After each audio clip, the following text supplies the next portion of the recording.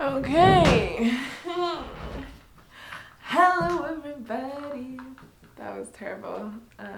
Hello, my name's Flora. I hope you're having a good day. If you're not, I hope the day only gets better from here. Today, I just wanted to say I'm a Libra. Now I know what you're thinking, but hear me out. I'm a Libra and I'm also a romantic. I know. It's tough.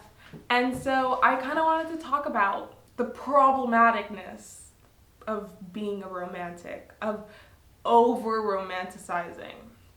And so first, let me just say, I am 100% a victim of this. I am not, I'm not removed from anything I am about to say in this video. I am talking to you as much as I am talking to myself, because if you are romantic as well, then this video might hit a little close to home, because it's tough, you know? And I know exactly how you feel, because I am you. You are me. So let's talk to each other, one to one, self to self, you know?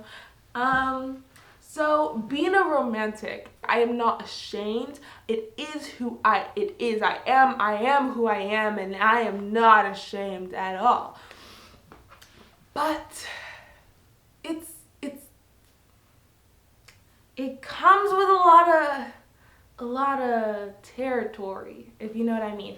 See, like, I'm a romantic, and I romanticize the fuck out of everything I do, and I deserve it. I deserve romance, you know? So I'm not ashamed that I romanticize my life. I will literally go out on the street, and if it's a one-way street, if I'm walking on a one-way street, I'm not walking on the sidewalk. I'm walking up the middle of the street. And if I see a car, then I'll go on the sidewalk. But usually there's no cars. Usually there's no cars when I'd be walking on the one-way street. So I walk right in the middle. I romanticize every single part of my life. And you know where it stems from? Let me tell you, Cinderella, okay? That movie. But not, like, you know the Cinderella with Hilary Duff in it? That one. Whoa. Hey, what are you doing? I'm out of here. What?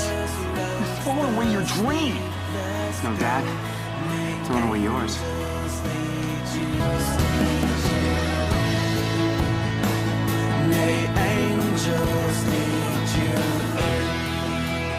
Austin, what are you doing? Something I should have done a long time ago.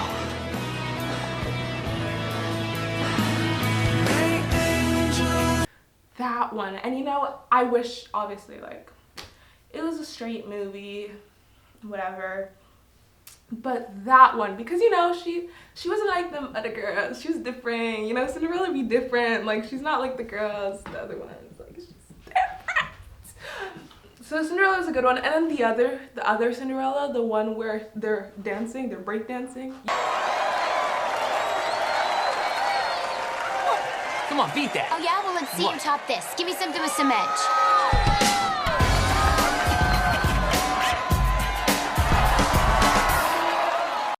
Y'all know the one I'm talking about. That one was a good one also. And then, you know, like, just every single movie, like, no, y'all know Walk to Remember? When I was little, I used to think about it like, oh my god, if I got terminally ill. I literally just the media I consumed. I was a romantic. It was me. I am it. And I am not ashamed, because my life deserves to be romanticized. But see, it's hard to admit it to yourself. Do I over romanticize my life and certain aspects of my life? Yes, I do. It's hard because I start thinking about something and I don't stop. Like, once I think about something and it's like, oh, that's a like cute thought, that's a nice thought, I just keep going. Like, I will plan out my whole fucking life. Literally the other day I was sitting on this couch and I was thinking about the vows that I would have with, it's so fucked up. It's so fucked up, and it's like, it's bad because I have a thought and it just spirals. I am convinced that if you think about things too hard, things that haven't happened, and like you think, oh, this could happen, it doesn't happen. It usually doesn't happen. Or it happens literally opposite to how you think it's gonna happen. Not only can you like romanticize things and then they don't happen, or like that person disappoints you, but it can be toxic. It can be toxic and unhealthy. Not everybody is ready to receive your love. And that's just the fact about it. Not everyone's ready to receive your love. Not everybody's ready to receive your romance. And you can't just be throwing this shit out willy-nilly. But if you over-romanticize every aspect of your life, especially your romantic relationships and etc., then it's so easy to miss those signs. Like, it's so easy to misread someone and think they're ready to receive your love and then they're not. It's so easy to miss the red signs. That's what it's called, right? The red signs, red flags. So it's so easy to miss those red flags. It's so easy to like misread somebody. It's so easy to like glance over the way they make you feel, like the way they really make you feel, if they hurt your feelings, if they hurt you, if they're not treating you kindly, if they're not treating, because in an ideal world, right, you give someone your love and you give someone your romance and they give it back, but it's not transactional. Like, it's just organic and it's natural. It's just naturally you're loving someone and they're loving you back. Naturally you just do romantic things for someone and they do them back. And sometimes, like, if you over romanticize your relationships with people, then you'll miss those signs of like, oh shit, like I'm always giving my all to this person and they're giving me like half the effort back. Or like, oh shit, like this is something that this person said to me that made me feel shitty, and I never confronted them about it. I never said anything about it. Or like, oh shit, like this person has a lot that they need to deal with in their life and in their trauma that they haven't resolved yet, that affects the way that they treat me. Like, there are so many things that, like, if you over romanticize your life and you look past all those things, because trust me, like, when you're romanticizing shit, it's so easy to just look past things and erase those things and then pretend they're not there, because you're living in your own reality in your head, right? And so, like, when you miss those things, then you just end up getting yourself into relationships that aren't the best for you and don't make you feel amazing and don't make you feel good and are toxic, and you're stuck in them, and it's like a loop, and it's a vicious cycle, and it's so hard to get out of, because you've created this whole imagery in your head about how you guys are going to be together forever, and they actually treat you horribly and you have no idea how to tell them. And it's like, it's really hard, y'all. It's really hard. And so I have a solution, and this is a solution that I already did. I'm doing currently, you know, so we're gonna do this together, okay? Hear me out. Hear me out. This is especially for all my people who are single. If you are a romantic and you are single, okay? This one's for you. But if you're in a relationship, like, you could kind of do this, you know, give and take, see what applies that you can do. And then I have also done this, so don't even worry. I've done this too. I just need to, you know, remind myself of this, because sometimes it's easy to fall off track into your old romantic habits or old over romanticization habits. But let's get on the same train for a second, okay? Romanticize a relationship with somebody who isn't real. Now I know what you're thinking. Flora, that sounds... Create your own relationship with somebody in your head. Someone who's not real. Stop. Close your eyes, actually. I want every single one of you to close your eyes. I don't want you to look at my beautiful face right now. I want you to close your eyes. I'll give you a second. Okay.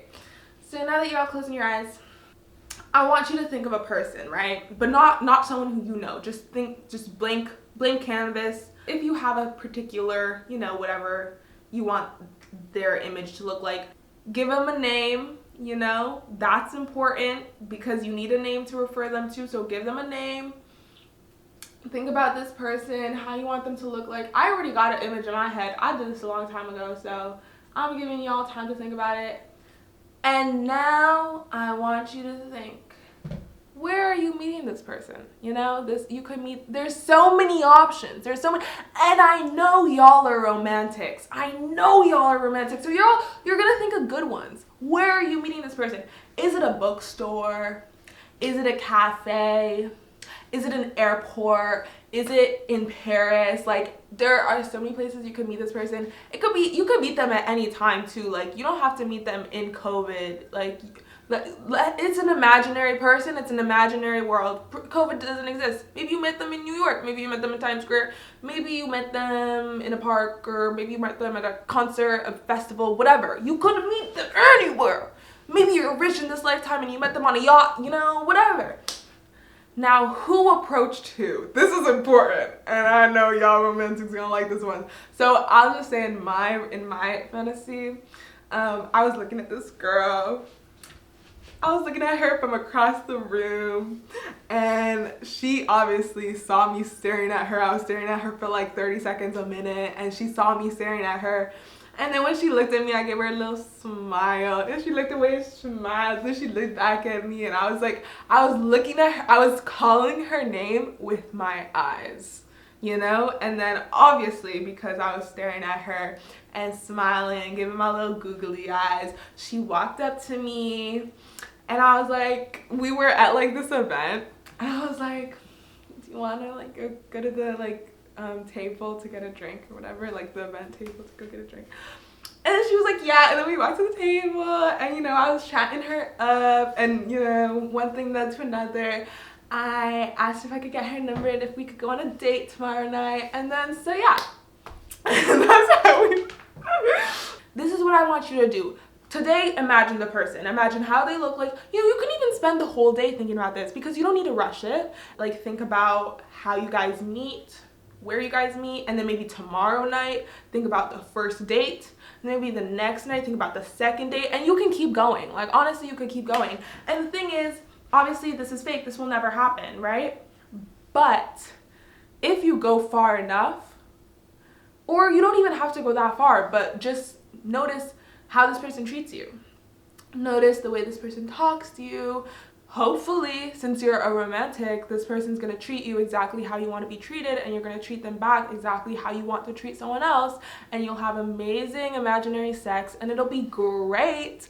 And then now you have a benchmark of a relationship that's the type of relationship you want to have. So if you're in a relationship with somebody else and they are not treating you fairly and not treating you the way that you want and deserve to be treated, then you know this person isn't for me because they didn't treat me the way Amanda treated me in my dream last night. So my girl's not named Amanda, but I was just throwing that out there.